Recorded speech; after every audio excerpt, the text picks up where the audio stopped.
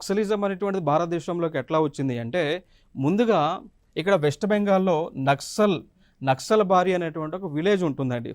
West Bengal రాష్ట్రంలో నక్సల్ బారి అనేటువంటి ఒక విలేజ్, ఒక గ్రామం ఉంటుంది.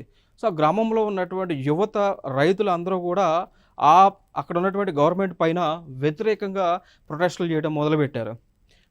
ఎప్పుడు? 1967లో. సో, అక్కడ మొదలైంది. నక్సల్ బారి అనేటువంటి గ్రామంలో మొదలైనటువంటి ఉద్యమం నక్సలిజంగా మారింది. So, naxalism. ఎవరైతే ఈ నక్సలిజంలో ఉంటారో వారిని నక్సలైట్స్ అని పిలుస్తా ఉంటారు. సో, వీరేం చేసేవాళ్ళంటే వారి యొక్క హక్కులను పొందటానికి ప్రభుత్వానికి వ్యతిరేకంగా, దాంతోపాటు సమాజంలో ఉన్నటువంటి వారిపైన దోపిడీ చేస్తూ ఉండేవాళ్ళు. మరి అట్లా చేయటం అనేటువంటిది ఇక్కడ ఏంటి? Against to the people, against to the government, against to the law and order. కాబట్టి ఫైనల్‌గా ఇప్పుడు గవర్నమెంట్ ఆఫ్ ఇండియా ముందుకు వచ్చి ఏం చేస్తూ ఉన్నారంటే అసలు నక్సలిజం అనేటువంటిది లేకుండా ఉండే విధంగా తగు చర్యలను తీసుకుంటా ఉన్నారు.